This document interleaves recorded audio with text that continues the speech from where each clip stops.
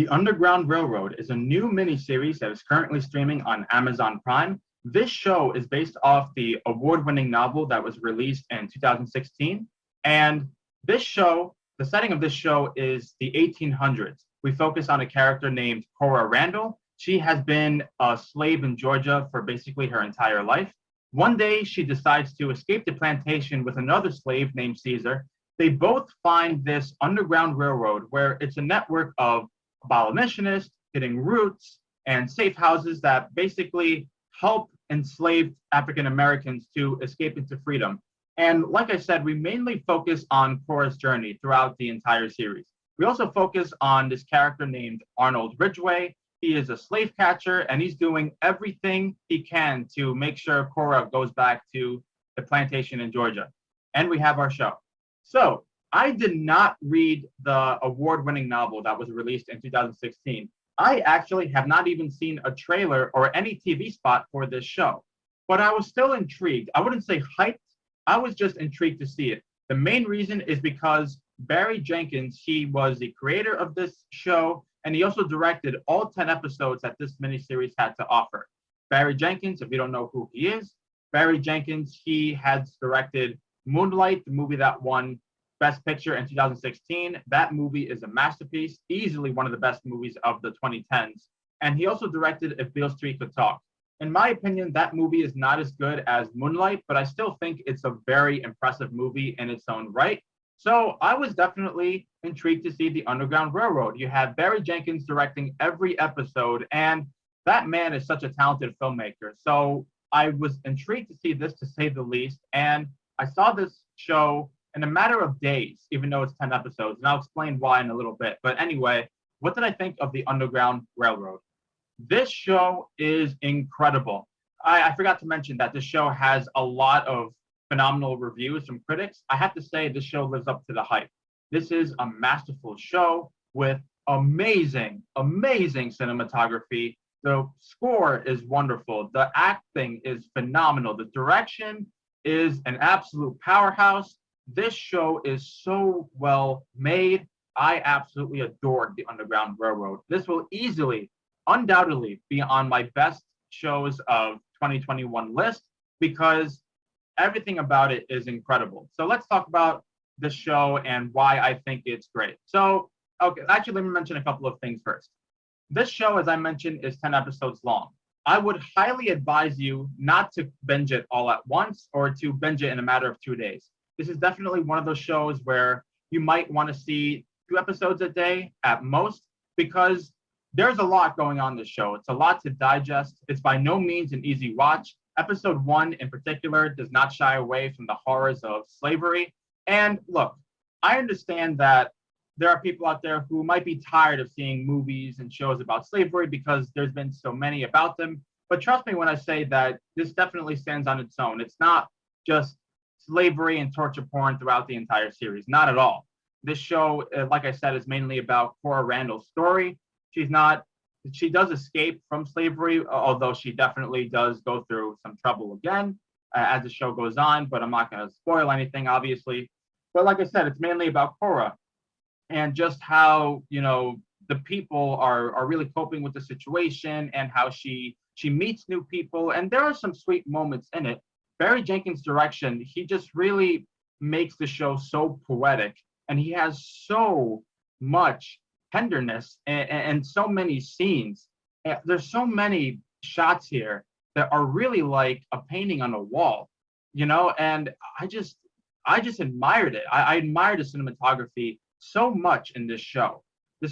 Barry Jenkins is somebody who really wants you to soak everything in. So he tends to take his time with this show. And it's by no means a really fast-paced show where that's another reason why you wouldn't want to binge it in like 2 days, because this show really does take time. And it's amazing what he's able to accomplish with the show. I haven't read the novel, but from what I heard, it's very accurate to the novel. So I guess fans of the novel are definitely going to love this. The performances here. Here's what I like about the show. This show doesn't really have that many famous actors. As a matter of fact, a lot of the actors here are new to me. I like that because there's not really so many famous people where it might be distracting to the viewer. You're just seeing a bunch of people who you're not aware of, and it's like you're seeing. It helps you, with the fact that it it makes you think you're watching real people in a situation, in this kind of situation, and you're just that much more invested in the story. Now, the main actress's name, I'm probably gonna butcher the hell out of it, so I apologize in advance. Thuso Mbedu. Like I said, I probably butchered it. I apologize, but she plays Cora Randall, and she delivers a powerhouse performance. She doesn't. The thing about her is that there's a lot of times where she's not really talking.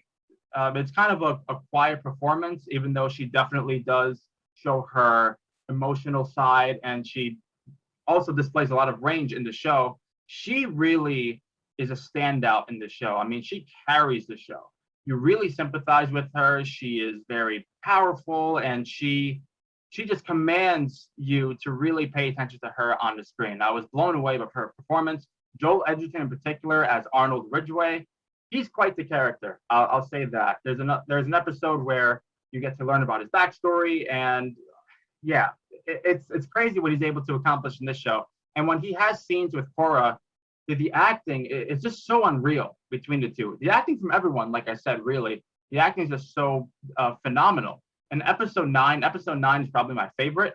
There are so many scenes of wonderful dialogue, and there's a sequence that takes place in the church, like a 15, maybe 20-minute segment on the church. And wow, it's so unforgettable. I'm not going to be forgetting about that anytime soon. I'm not going to be forgetting about this show anytime soon. Trust me when I say that. Like I said before, this is not an easy watch. It's definitely a lot of scenes where your heart will break, you'll be pissed, and you feel sorry for Cora because she really goes through a lot, and she's somebody who shouldn't be going through a lot because she's not a bad person at all. But it doesn't make for 100% depressing watch. In my opinion, it does not.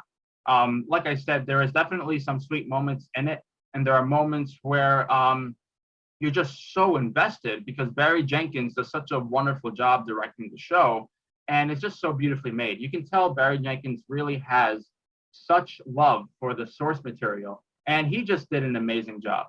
My only flaw with the show, and this is just a personal thing for me, some episodes do meander a little bit. Like I said before, Barry Jenkins, he takes his time, and he really wants you to soak everything in. And I will admit there are some episodes where the episodes might have felt a little bit over long, but that's really it. The show is pretty much masterfully done. Is this show as rewatchable as other shows like Cobra Kai or Invincible or Stranger Things? No, not really. I can see myself watching it again, not for a while though, and I'm not going to binge it in 2 days, but again, that's not really a negative thing, and it's more of a personal thing with me. I would give this show a 9 out of 10. The Underground Railroad, it's amazing. There's so many great things about the show. I will say that this is a show that should be seen by everyone at least once. I think the show is going to do great at the Emmys. There's going to be a lot of award nominations, particularly for the main actress, Joel Edgerton, the directing, the cinematography, the score.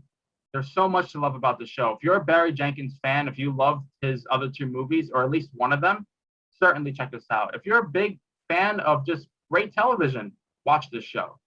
Like I said, it's not an easy watch, and I wouldn't recommend binging it in like a day or 2, but watch it.